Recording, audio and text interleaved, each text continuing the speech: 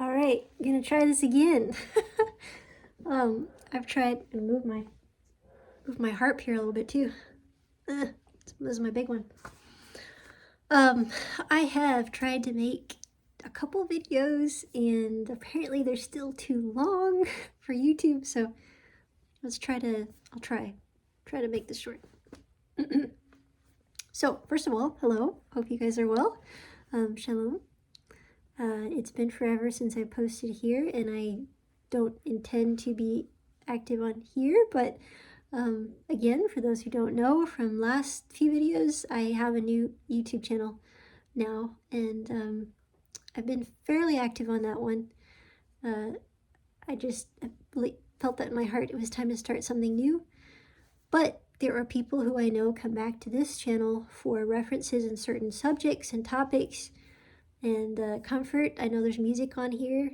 There's music on my other one too. And you may have noticed that I changed for the third time since the beginning of this channel, the name. And I think we're going to stick with this one. I think it's perfect for the times that we're in. The lion roars, and the lion is definitely roaring. Originally, this channel was called Princess Yehudia, based off of what, a name that my dad had for me, than the light and Yiskah, but I found it was easier to say Yiskah and the light, and it's just been kind of a mouthful for me personally. So with this one, I think we're good. The lion roars. I first got on YouTube when I was 18, and now I'm 33. So it's been quite a run. It really has. But I'm excited that so many of you are still, or thankful, so many of you are still, on here, supportive. So many of you still give with love offerings too. Thank you so much for that. But yes, with that, the reason why I was going to say this, with that subject of how many of you do come to see certain videos, you may or may not have noticed that certain videos that were viewed a lot, I have put on unlisted. They're still out there. I still have them, but they're privatized at this time.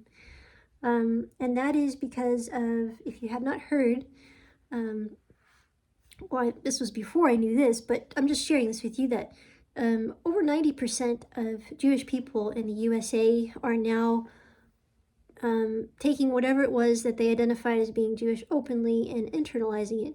For example, I myself used to wear a Magen David, Star David, all the time, and now I wear it underneath my shirt or not at all. It's not because I'm scared. It's because I'm trying to be wise, and it's like the times of Esther, right? Esther did not show her identity until the time that it was to be needed. And you might say, well, you're talking about this right now, but I know many of you who have viewed and are subscribed know who I am, and it's really people who maybe see like the thumbnail of this video. I don't have anything outwardly that identifies me specifically as being Jewish from this, so that's why I'm openly sharing this with you. But again, yes, it's not out of fear, it's out of concern, or not concern, taking precaution. Concern, yeah. Yeah, so I wanted to share that. And I know there are people who will maybe still see this and be like, have the false argument to say that, the Jewish people, Israel, should not be existing, free Palestine. Which is curious, people who truly know the history know that before Israel was reborn, there was a Jewish presence with the people, Palestinian people in Israel. Before that, there's always been a Jewish population there, and before it was called as a mockery Palestine, when it was conquered, it was in fact Israel.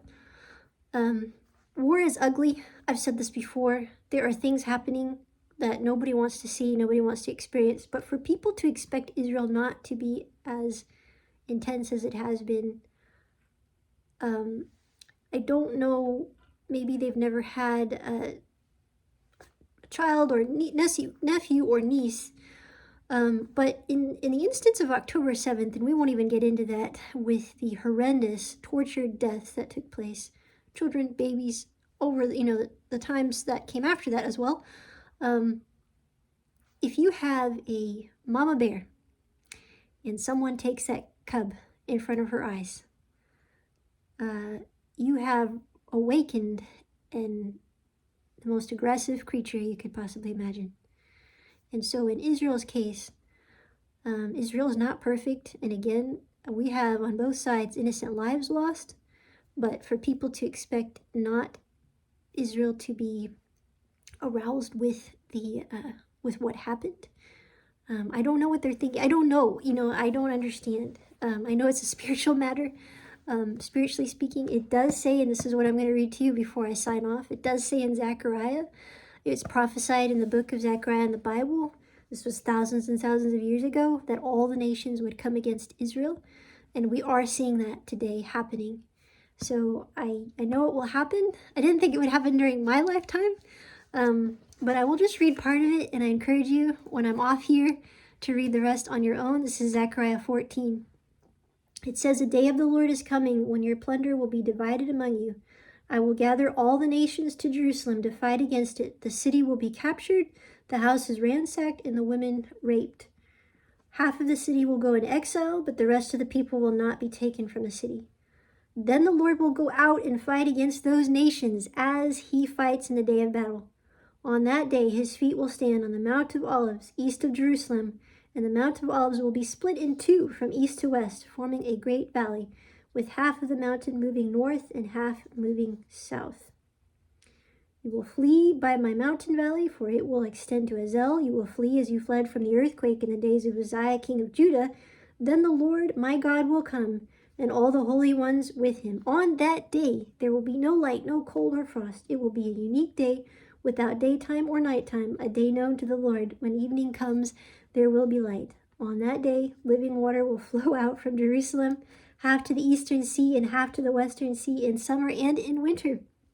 On that day, the Lord will be king over the whole earth. On that day, there will be one Lord, and his name, the only name." Amen. Please do read the rest, the whole chapter. I'm limited on my time, but please pray for Israel, and pray for the innocent ones, in all this. I love, I've seen the videos both for children of Israel, the children in Gaza. It's heartbreaking, but our God brings peace and love in the knowing of who he is, and may we see that among God's people in these days. I love you all. Stay strong. Chazak, chazak. We need chazak. Shalom.